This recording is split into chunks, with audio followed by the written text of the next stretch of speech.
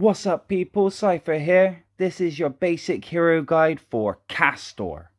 Kastor is a part of the Honor Guard, I believe. Yes, he is. He's a part of the Honor Guard. Assault Terminator. That dude just doesn't look like you want to get too close to him, yeah? In the actual game, though, he is a very, very effective character. He's a purple character, so he's an epic rarity rather than legend rarity, though I gotta admit he's probably better than some of the legends that are there, purely because he's got a brilliant combination of skills. His buffs that he adds to things are actually brilliant, and he's very useful in so many different types of deployments, and that's always brilliant to have. So let's get to it. Let's get to his actual little attributes here. So, Vanguard Veteran HP gets increased, and it gets increased by a nice chunk as well. So he's max right now, so we can see it increases it by 37%. Brilliant. You also get Attacker's Defense, so it has to be in an attacking deployment. However, if you do add him to an attacking deployment, he gains or boosts the defense of the deployment by 25%. So already, just by attribute, he is effective.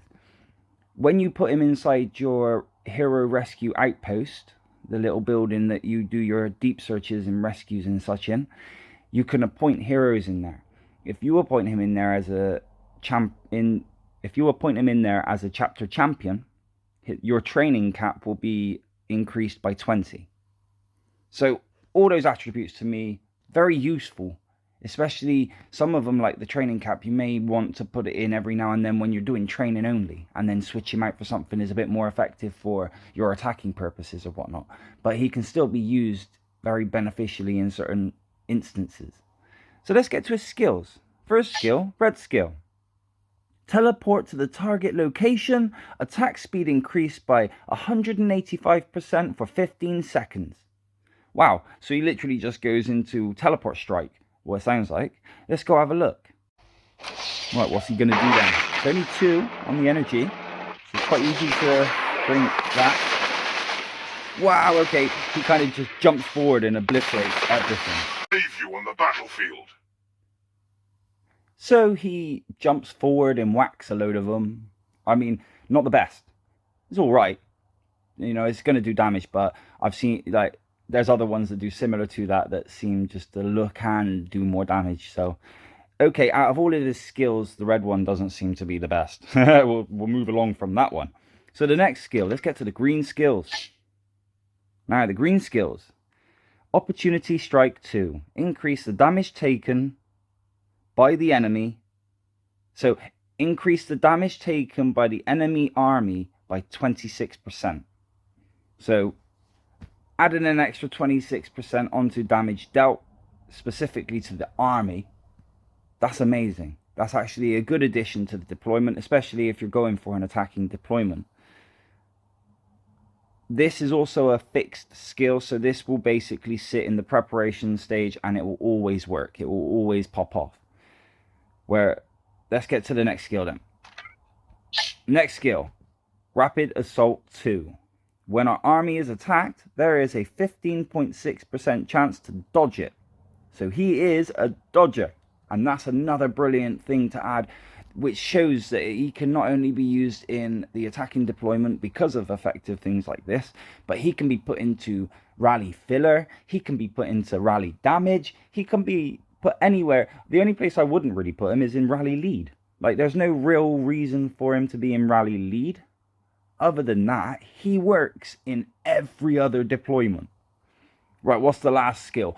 As much as I love this skill, this is already complementative to his character anyway. Now, let's get to the skill after, which is tenfold better. Like, it's just insane on how good his skills are. But now you've got Bolter Discipline too. After taking damage, our army rebounds 26% of the damage taken. So we give back damage. The rebound is amazing. And to have a dodge rebound is, yeah, is brilliant, to say the least. So I actually really like the first skill being fixed and having just that increased damage ratio, because it does complement on the two trigger. That he has 3 different variable skills. He has one that goes into the fixed area and stays there. He's got one that triggers upon chance, which is the dodge.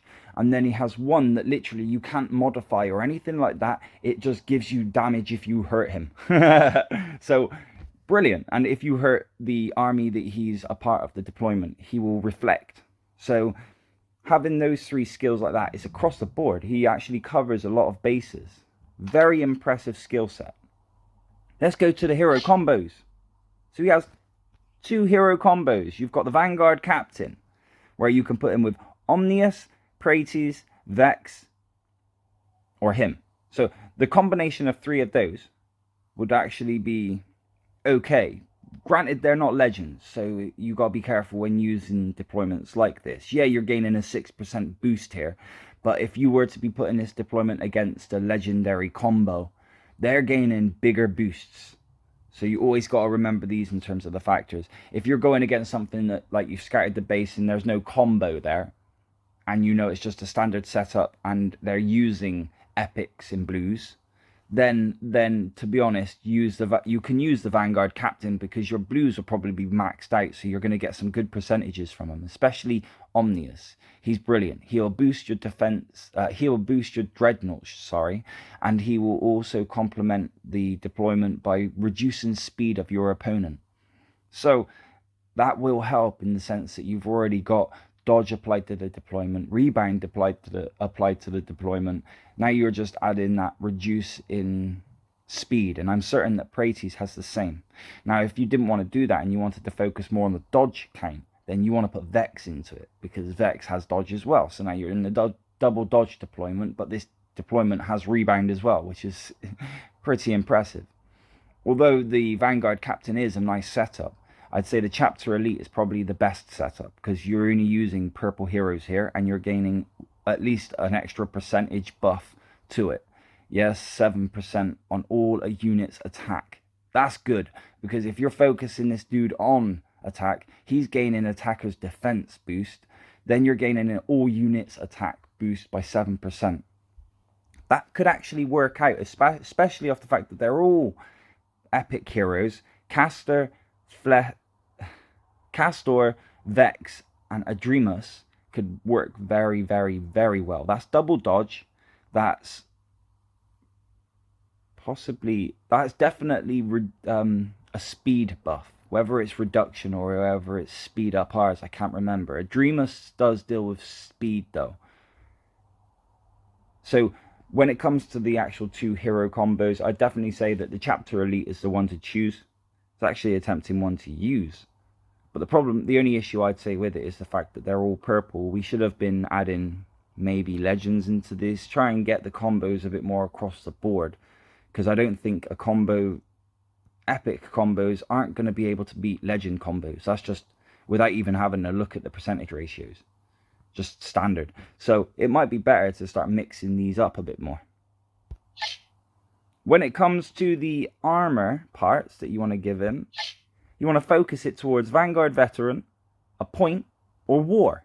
If you get any of those, and you've got an armor piece that's blessed to one of those, then pass it to Kastor and get yourself that extra bit of boost on top of it, which when you see it, for example, you've got the leg one there that you can see. That little ribbon isn't activated. That's because the blessing on it is Predator.